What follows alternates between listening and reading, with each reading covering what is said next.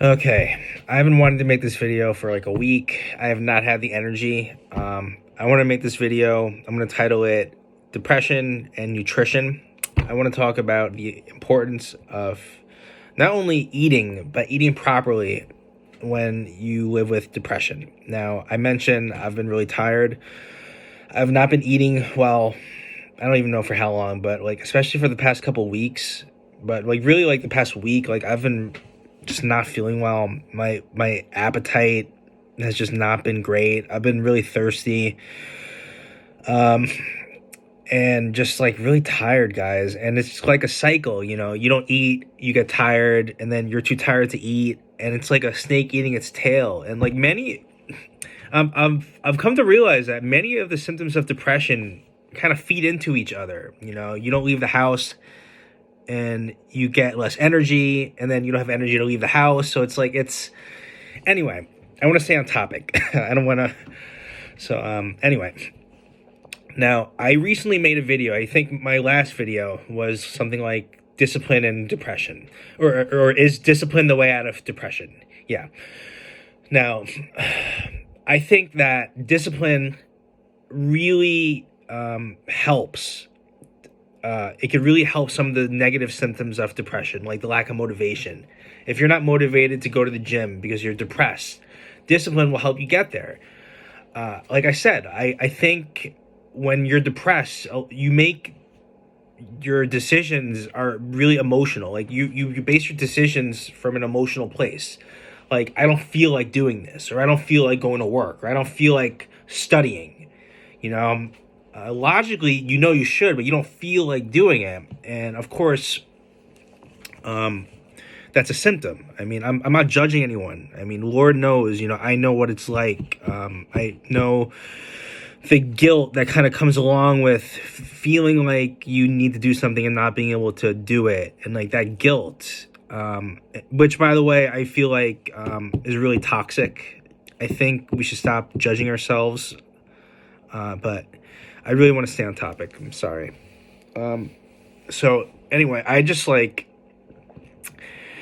to talk more about the experience of the lack of appetite in depression. Now, I've had this problem for like at least 10 years. I'll have food in front of me, and it'll be like my favorite food. Like, let's say like sourdough bread and like avocado toast. I love bread. I make my own bread. I'm a home baker. I have my own sourdough starter. And like I said, I love bread, and sourdough avocado toast is great. And I will have it in front of me, but I will just have like no appetite, guys. And like, even like, I'll go all day without eating, and I'll have no appetite, and like I won't get hungry till like right before I go to bed. And it's a consistent thing with me. Like I go to bed, with a full stomach, and I don't wake up hungry. I mean, like, it's like I'm running on reserves from the previous day, and I repeat the cycle the next day. I don't get hungry till like, I don't know, 10 p.m. I'll just drink coffee like the whole day. I'll use coffee kind of like to motivate me to get my work done, because like I think I have ADHD. Of course, if you're not eating, you're not going to feel focus. But my attention difficulties are from my childhood. Like, I've always kind of struggled, I think, to focus. But anyway, I mean, even with this video, like how many times do I stray off topic? But it's so frustrating. I've had food go bad in my fridge. Fruits and vegetables. Like, I've had avocados go bad. Avocados are not cheap. And it's just guilt inducing. I feel bad for having food go bad in my fridge. And it just makes me not want to go grocery shopping. And, I could talk all day about the grocery store and how I hate going to the grocery store because it's such a source of anxiety for me. It triggers my social anxiety when I have to go grocery shopping. And of course, some days are easier than others, like anything else, depression included. But yeah, so to add insult to injury, I have food go bad in the fridge because I had no appetite and it's just sitting there. And then I had to go to the grocery store to replace the food. And, so the cycle begins all over again. So it sucks and I feel guilty and it just feeds the depression. The food goes bad. I feel guilty for letting the food go bad. I buy more food. I have no appetite and then the food goes bad.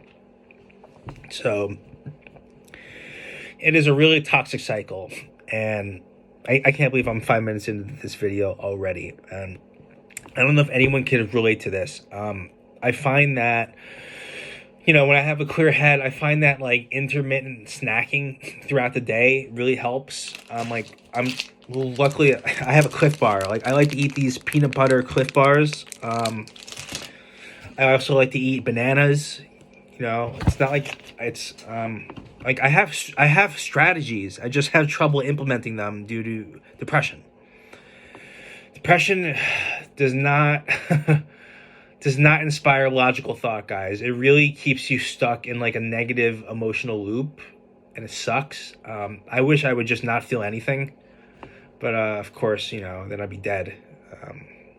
Which I don't want that, but like I said, like I've been having a really rough time. I don't know if it's like seasonal depression and depression. Like these past couple months, I've been having a really rough time. Ever since like winter here in New York, and like I think probably since the time change and since like the sun isn't setting earlier, I haven't been getting enough sunshine. I've just been feeling like crap, and of course my sleep has been suffering. I wake up late.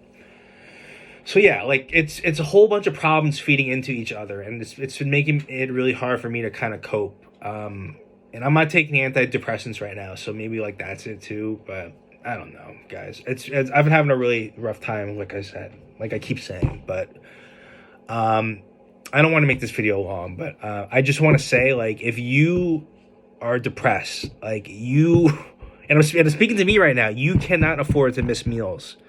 Because I think it's one of those things that makes people suicidal. Like blood sugar, your blood sugar drops when you don't eat. I mean, and it's bad enough when you're not depressed. Like you get moody and cranky and sad when you're not depressed. But when you're depressed and your blood sugar drops, it's dangerous. Like you can become suicidal, aggressive. I mean, depending on who you are, obviously. I used to stupidly run my errands, like leave the house, go on the train, do stressful things on an empty stomach, and I can't afford to do that anymore. It's really dangerous because I feel like I could get into like arguments with people if I'm not careful.